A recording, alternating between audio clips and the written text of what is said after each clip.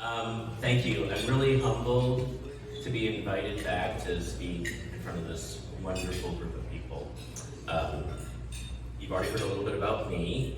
What you may not know is that I'm a little weird in that I'm Korean, I'm a doctor, but I actually don't play golf. And I haven't figured that out. I think there's a mutation. I actually played golf once on a real course, and I happened to be going with a group of friends, and some of them like to play golf. We were going through Scotland, and they woke me up because we were all traveling this van. They pushed a whip in, hey, let's go play golf. And I wake up and I'm like, where are we?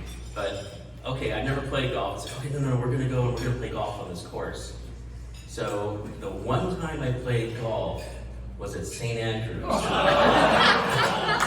old course in Scotland. So at that point it was a mic drop, and I just walked away. I'm like, I don't even go play for this. I'm actually really bad at any sport that requires me to hit a ball in three-dimensional space and then add the factor of time, the dimension of time. That's just not good. So I don't play golf. We can help you. Trust me, you can't. But having said that, I am not so bad at pediatric retina, so I'll stick with my area of expertise. I've been doing this for a quarter of a century. I actually did the math. I started in 1999, it's been 25 years. And I'm one of the few doctors that actually exclusively restricts their retina practice just to children. So this is actually a big part of my practice, is looking at caring for kids who have Coats disease. And I will say it's one of the most nuanced, complicated diseases to take care of, because there are so many little things that you pick up over the course of your career when this is all you do that you realize are really important. And it's very unforgiving. It doesn't like making mistakes. If you make a mistake in a child who has Coats disease, that could forever change the eventual prognosis. So it's something where you really have to take it seriously. Every time you take a child to the OR, you have to bring your A game, because that's the only thing that's going to get that child through.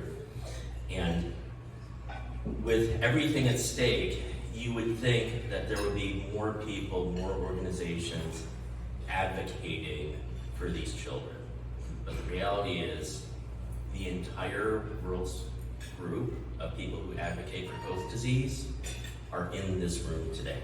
Because you do not have a similar organization in Canada, or the UK, or Europe, or India. The United States, the Jack McGovern Coats Disease Foundation is the only one in the world advocating for these kids, period. So what we do in this room tonight is what's going to happen for the entire world. That's it. So you play a very important role. You're the only organization to advocate for these children that you're going to hear about.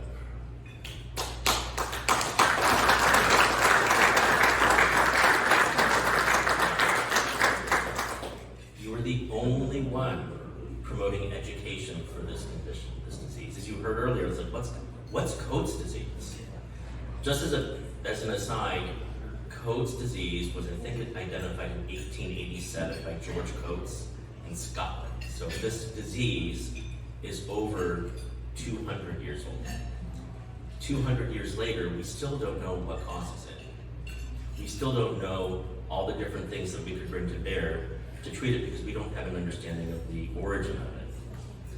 So you're the one that's promoting education, both for parents, through your website. Your website is the first place all my patients go to figure out what is Coats disease, what's going to happen to my child, and who has experience treating this.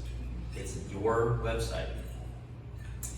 You're the only organization that sponsors meetings and educational courses on what Coats disease is at a national and international level through the Advances in Pediatric Retina meeting that happens every 2 years. You are the only organization, the single organization, that understands the importance of research to understand, why does this happen to a child? Where did this come from? Why my child? Where am I going to go? So through your fundraising, you sponsor programs and collaborations that allow scientists to start to peel back that onion, look deeper into where this might be coming from. The irony is, if this was cancer in the eye, you'd have all these different organizations rallying around it. If this was glaucoma in the eye, which has, 80 million people afflicted, you would have all these different organizations trying to rally by your side. Or diabetes. But because this is so specific for children, and frankly, children don't vote. So you do not have an advocate within the government, within NIH. It all comes down to a grassroots effort. And it's through your efforts that you establish a patient registry, collaborations with scientists, and even industry like Genentech. All of what I just described is through your support, which happens in this room tonight. Without you, these children do not have a voice, period. And it's only through your efforts that that happens. I assume many of you have read Dr. Seuss growing up, and there's one book called Horton Hears a Who. And in that book, on a little speck of dust, inside that dust, there's a whole entire city, Whoville. And there's a mayor of Whoville. And that mayor's job is to find someone to listen to the plight of his citizens. And that's Horton. The one animal with the biggest ears, that's the one who hears the mayor of Whoville. In this story, you are the mayor of Whoville. You are trying to get the message out.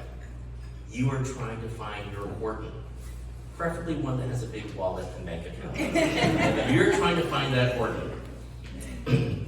So being here tonight, showing up, is telling everyone that you want to be relevant in the lives of these children, and not just these children, but future children. And because this is painless, because the other eye often sees well, we don't see those kids oftentimes until it's way advanced, sometimes even too late. So by the support you raise tonight, we're not just going to take care of the kids that we have today, but you're going to give us a better shot of taking care of kids in the future. On behalf of all the doctors and the patients and the children that we care for, I want to thank you for being our guardian angels. Because of you, these kids have someone looking over their shoulder, making sure they get to where they need to be.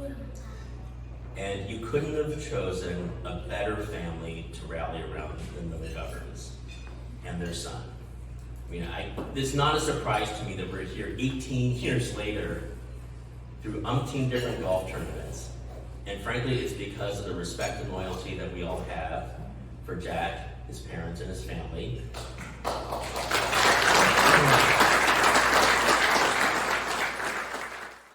I want to end on just a little reference point. I want to give you my perspective on what you're doing here tonight. This is not the American Cancer Society, nor is this the Diabetes Foundation. This is a very focused foundation that is small but mighty. And you may be asking, we know how expensive research is.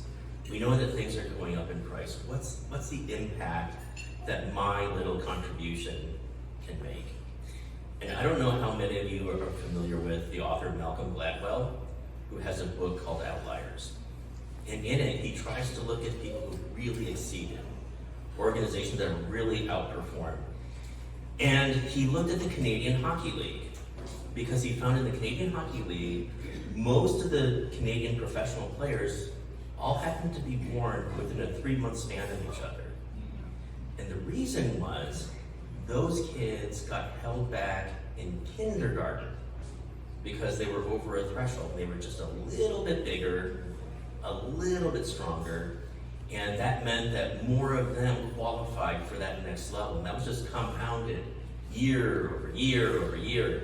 That little bit of extra help at the beginning of their career was huge. One of the things your organization does is it funds researchers and projects and initiatives that are at the very earliest stage. No one's going to take a risk on them. No one is going to recognize the importance of what they do except the people in this room. And you intervening, giving that little push at the very beginning. It may not be a multi-million-dollar grant, but it's going to be just enough to give them a little bit of an edge to help them push them forward a little bit faster. And every year that that happens, that compounds on that initial investment that you make in this room. So we want to make it very clear. You should never feel like you are not big enough. You are big enough. And through your efforts, you're going to make a lot of children big enough, a lot of researchers big enough. So if you leave with nothing else in your mind tonight, just know that you are being very relevant by being here tonight. Thank you.